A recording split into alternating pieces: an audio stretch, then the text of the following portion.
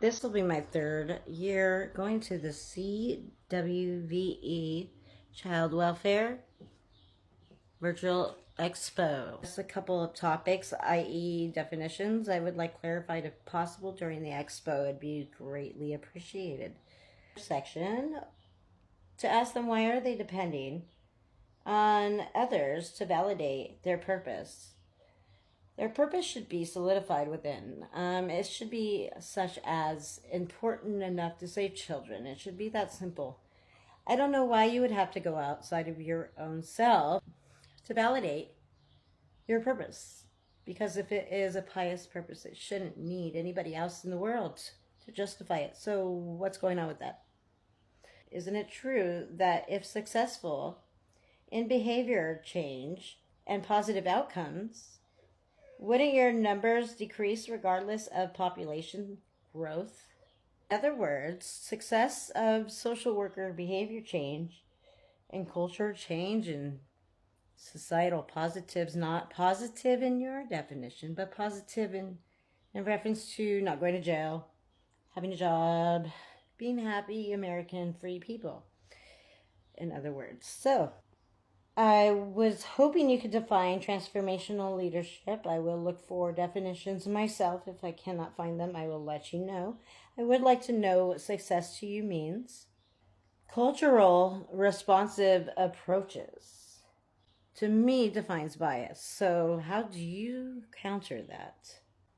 Create positive change in child welfare. So, increase your numbers. Positive to the rest of the world doesn't mean increase your numbers. So let's get a line there. Powerful leaders from tribal communities share their story and experiences in driving transformative change within child welfare systems, from fostering bravery. So I was hoping you could define bravery. What does that mean in the child welfare system? More caseloads, running into homes without warrants. Is that considered brave to you? I mean, is it? I don't understand where bravery would come into place if what you're doing is righteous. Compassionate future for Indigenous children and families. So what I read from that is to give power to the constituents to manipulate Indigenous people. Value to increase accordingly to the question mark, because it's never really defined. Social workers, steering committees, whose perception to get a societal equality.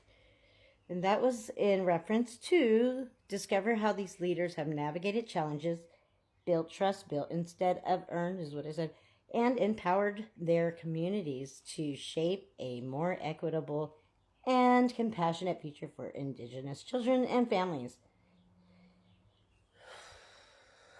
Logical safety, brave spaces, inclusive teaming, power sharing, and resilience. Red flags foster growth, inclusivity, and resilience. What does transformational leadership mean?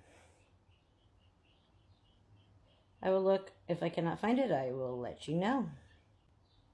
So the session will also highlight how authenticity and awareness of positional power can help shape leadership journeys and explore how engaging a community of care supports can get anyone started on developing the skills they need to lead and be led.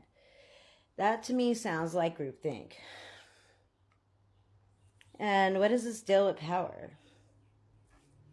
It's not true power, so who cares about it? Building bridges to improve mental health. Bridges, you mean your services bridges? The nonprofit bridges facility? What kind of bridges?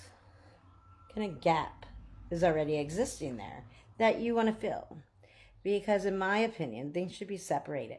Just because they enter a child welfare system doesn't mean they have mental health issues until they enter the child welfare system. So anyways, that is a bridge that has already been there. That should be burned. Coordination between these systems, tools and strategies to enhance participation, collaboration skills, and explain how participants can get involved with the National Center's service. So it sounds like we have another computer program, in addition to this other one you mentioned, that you want to use as a tool to intrigue possible recruits. I would check your algorithm first before you decide to use that. Even though I would check the whole thing. The data was inputted wrong. You need to recluster the whole population. Poor public perception, inadequate resources, a lack of evidence-based strategic supports and initiatives, and few participatory collaborative models. So, how is it that, and then it's the power you want to share at the same time? So what is it?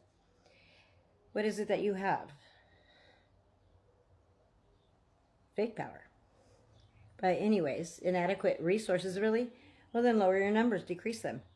Let's go ahead and let you make money off of the savings of taxpayer money. Let's go ahead and help the population improve behavior, such as people that want to work, people that see value in serving their country, people that find freedom as a value, not a flaw, and individualism, not race. Customer relationship manager. So that must be customer. That's an interesting term from you guys. If you only regard them as customers, they might be treated a little better. I do agree. But we'll see that day someday, maybe. They're not customers. You're not in the customer service industry. Okay? Because if you were, things would definitely not be economically cannibalizing yourselves. Enough.